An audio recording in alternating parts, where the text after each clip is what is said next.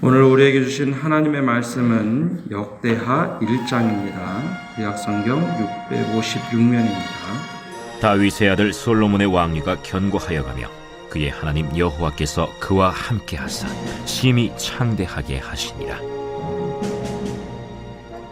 솔로몬이 온 이스라엘의 천부장들과 백부장들과 재판관들과 온 이스라엘의 방백들과 족장들에게 명령하여 솔로몬이 온 회중과 함께 기브온 산당으로 갔으니 하나님의 회막 곧 여호와의 종 모세가 광야에서 지은 것이 거기에 있음이라.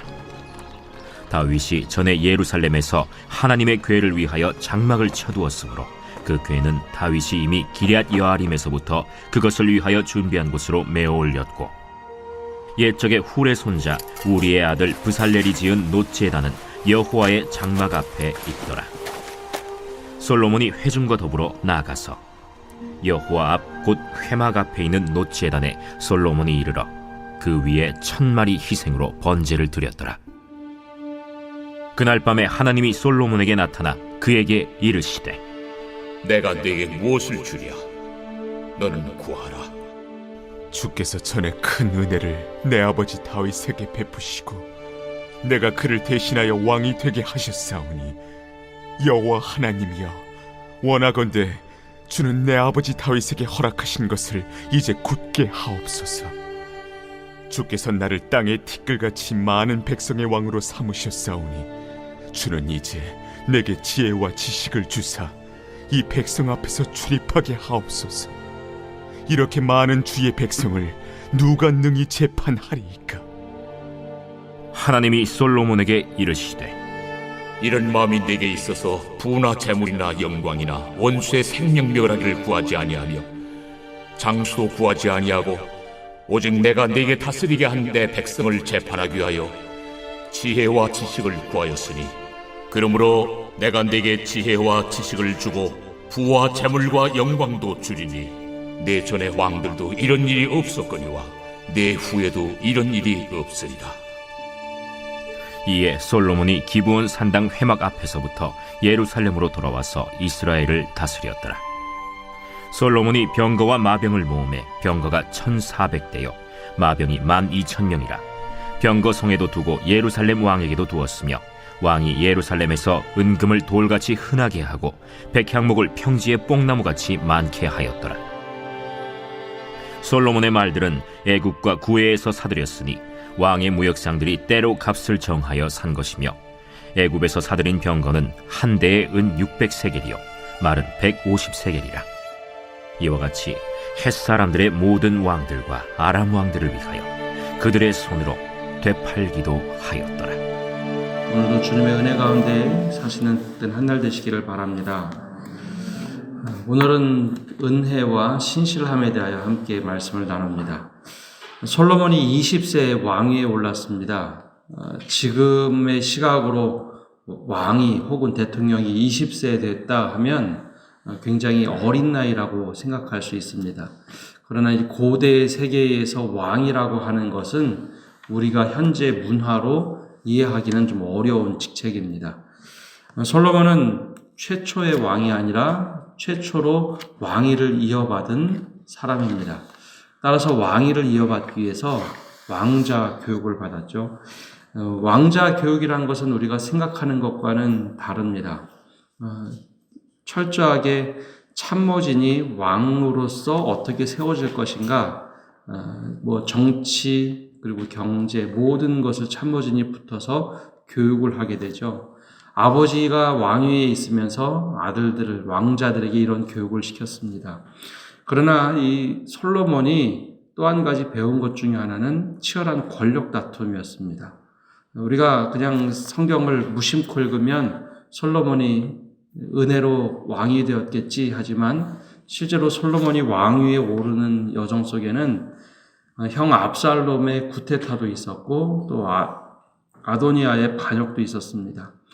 만약에 그들이 왕이 됐다면 어떤 왕이 되었을까요? 권력욕에 취해서 왕이 되고자 아버지에게 반기를 들었던 아들, 혹은 스스로 왕이 되었다고 선포하고 자신의 욕심을 채우며 잔치를 벌였던 아들. 만약에 그들이 왕이 되었다면 이스라엘이란 나라의 판도는 전혀 달라졌을 겁니다. 왕이 되어서 가장 먼저 취할 것은 내 욕심을 채워야 되는 왕들이었기 때문이죠. 왕자들은 그런 모습이었습니다. 바로 그런 권력 다툼 속에서 솔로몬이 왕이 됐기에 솔로몬이 배웠던 것은 단지 어떤 학문적인 교육뿐만 아니라 굉장히 치열한 권력 다툼 속에서 왕이 되게 됩니다. 그렇게 왕이 됐던 솔로몬, 그래서 정체성 자체가 나는 내 것을 취하는 것보다도 하나님의 뜻, 특별히 아버지에게 언약하신 그 하나님의 뜻을 이루는 것이 솔로몬 왕의 정체성이었습니다. 마지막에 솔로몬을 왕위에 세우고 나서 다윗이 긴 연설을 하게 되는데 그 긴 연설을 함께 들었던 솔로몬. 그래서 솔로몬은 왕위에 오르자마자 제일 먼저 한 것이 있습니다. 하나님의 기름 부음을 이미 받았고 백성들에게 왕으로 추대됐던 솔로몬이 가장 먼저 한 것은 기브온 산당에 가서 예배를 드리는 일이었습니다. 그곳에 하나님의 회막이 있어서 그곳에 가장 큰 산당에 올라가서 예배를 드립니다.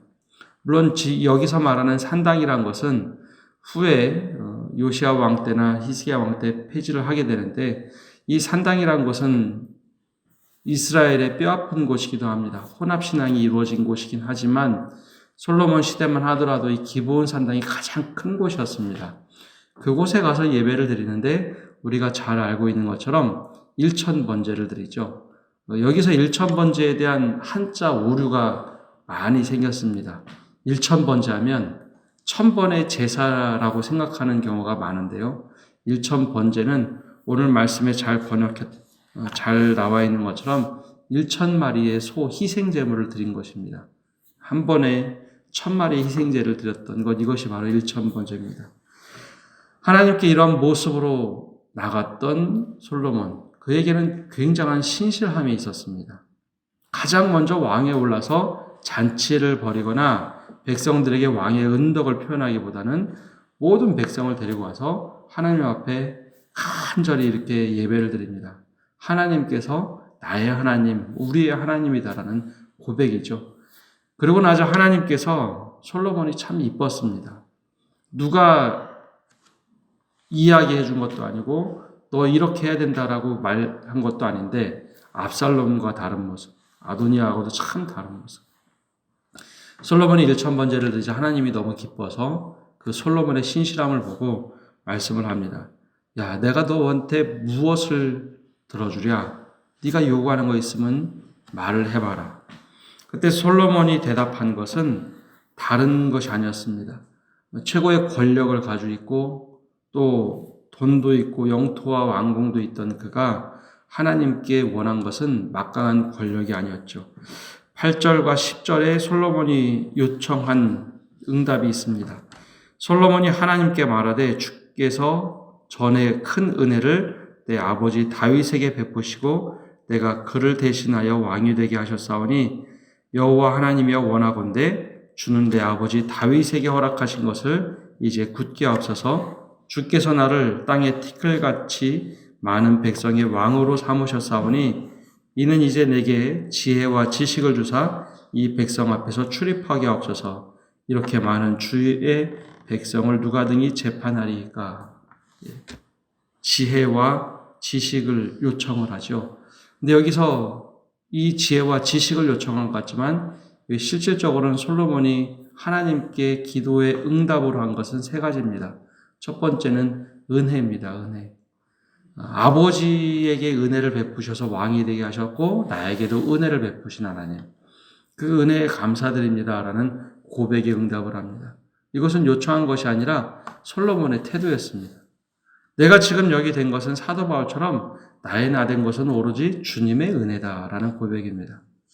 왕이 되어서 내가 무엇인가 괜찮은 사람, 그것을 고백한 것이 아니라 가장 먼저 이 모든 것은 하나님의 은혜입니다. 무엇을 들어주랴라고 고백하자마자 하나님께서 말씀하자마자 가장 먼저 얘기한 것은 이거 다 주님의 은혜 아닙니까? 라는 고백이었죠. 두 번째는 다윗에게 허락하신 것을 굳게 하옵소서. 이것은 다윗에게 언약, 아버지에게 언약한 것을 나에게도 지켜주옵소서라는 고백입니다. 이스라엘 백성들은 언약 백성이라고 부릅니다. 종종 말씀드리는 것처럼 하나님께서 구약시대에 약속하신 방법들이 있습니다. 모세를 통해서 약속하시고 족장들을 통해서 끊임없이 약속을 하셨습니다.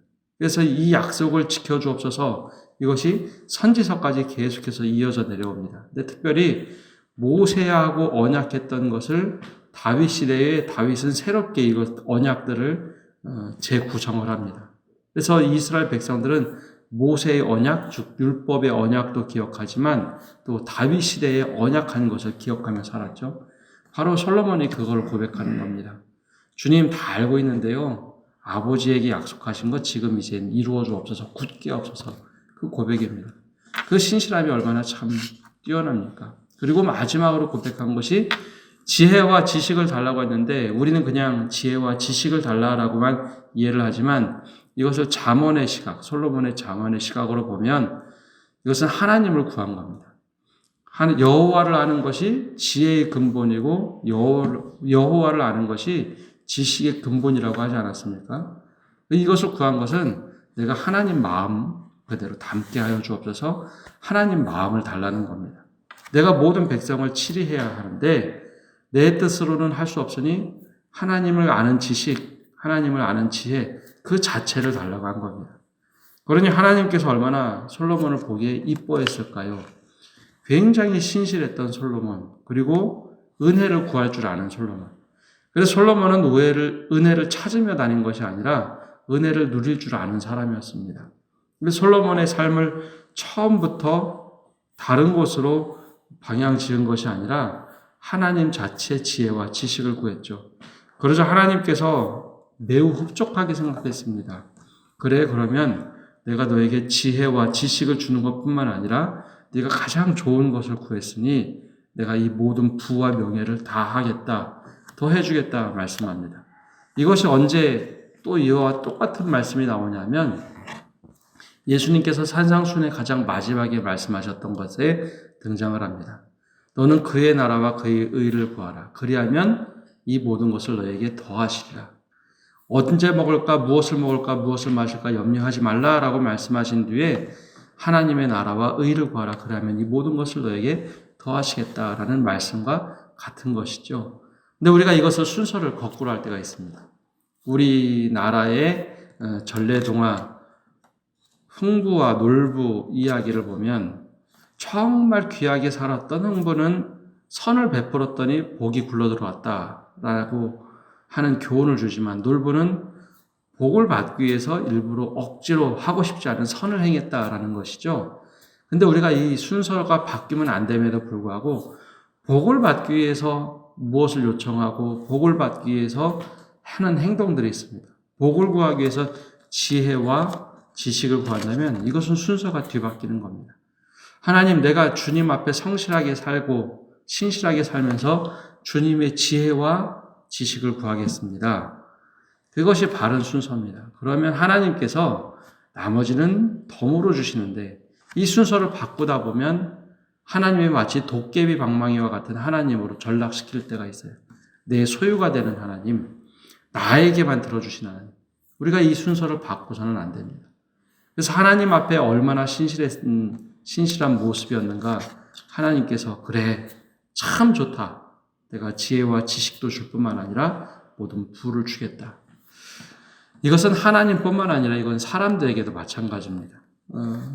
만약에 우리가 어떤 왕의 일을 하나님께서 맡겼던 모습처럼 어떤 일을 맡길 때 우리는 어떤 사람에게 일을 맡기겠습니까? 정말 최선을 다하고 신실한 사람들에게 그런 일들을 맡기지 않겠습니까? 바로 이 솔로몬이 그런 모습의 사람이었습니다. 주님, 맡겨만 주십시오가 아니라 정말 주님께서 원하시는 것, 내가 그렇게 뜻대로 살겠습니다. 그래서 솔로몬은 하나님 자체를 구했고 그 지혜와 지식을 받은 솔로몬은 정말 놀라운 지혜와 지식을 가지고 백성들을 다스립니다. 그리고 마지막에 나왔던 말씀 14절부터 17절까지 보면 거기 얼마나 큰 부와 명예를 누렸는지 이것을 말씀해 주고 있습니다. 특별히 이 부는 솔로몬에게 큰 은혜였지만 여기에 나오는 말씀을 살짝 나오는 것 중에 하나는 이것이 독이 되기도 했습니다. 16절과 17절에 보면 솔로몬의 말들은 애국과 구사에서 사들였으니 왕의 무역상들이 때로 값을 정하여 산 것이며 애굽에서 사들인 병거는 한 대에 은 600세겔이고 말은 500세겔이고 이와 같이 옛사람들의 모든 왕들과 아람 왕들을 위하여 그의 손으로 되팔기도 하였더라. 굉장히 막강한 권력을 가지고 이제 애굽에서부터 병거도 사고 말도 삽니다. 근데 이것은 사실 하나님께서 금한 일이었습니다. 전쟁은 나에게 속한 것이다. 근데 이것이 말씀에는 살짝 언급되지만 이것은 후에 부메랑으로 돌아오는 아픔이기도 합니다. 애굽의 병거와 말은 왕의 권력과 군사력을 의미합니다. 이방 신들이 추구했던 것. 하나님의 지혜를 구했으나 솔로몬이 나중에는 이것들 때문에 왕의 권력을 휘두르는 사람으로 좀 전락을 하게 되죠. 이것이 그래서 우리가 늘 바라봐야 할 것은 모든 사람의 공과 과도 있으며 우리에게는 공을 공으로 바라볼 수 있는 시각, 그리고 과는 이것이 잘못되었을 수도 있겠다라는 것을 바라보면서 우리 자신의 반면교사로 삼아야 합니다. 오늘 말씀에 나왔던 은혜와 신실함, 이것이 바로 우리들의 삶의 방향이 되기를 원하고 은혜를 누리고 하나님 앞에 늘 신실하게 살아가는 성도 여러분 되시기를 바랍니다. 기도하겠습니다. 하나님, 오늘도 저희가 주님 앞에 나와 기도합니다. 정말 하나님 앞에 신실하게 살려고 노력했던 솔로몬, 왕이 되었고 모든 것을 누릴 수 있으나 그보다도 하나님의 지혜와 하나님의 지식을 구할 줄 알았던 솔로몬은 또 왕이 되어서 모든 백성에게 잔치를 베풀고 이것을 자신의 공으로 돌릴 수도 있음에도 불구하고 하나님께 가장 먼저 예배드렸던 솔로몬, 우리가 그 모습을 담기를 원합니다. 하나님의 제일 우선으로 살 수 있는 저희가 되게 하여 주시고 하나님 앞에 하나님의 마음으로 살아가는 저희가 될 수 있도록 우리 삶을 인도하여 주옵소서. 그래야 주님의 지혜와 지식을 구하며 살아갈 때 하나님께서 이 모든 것을 우리에게 더하여 주시고 주님의 나라와 주님의 의를 구하며 살아가는 저희들 되도록 은혜 내려 주옵소서. 오늘 한 날도 저희가 모든 것 주님 앞에 넣어놓고 나갑니다. 우리의 삶을 풍성하게 해주시며 오늘 하루도 주님께서 베풀어 주신 은혜를 누리며 살아가는 저희가 되도록 은혜 내려 주옵소서. 특별히 사순절을 보내며 주님의 고난을 더욱더 묵상하며 나갈 때 하나님께서 큰 은혜를 허락하여 주시고 그 삶의 깊이를 더하게 하여 주옵소서. 예수님의 이름으로 기도합니다. 아멘.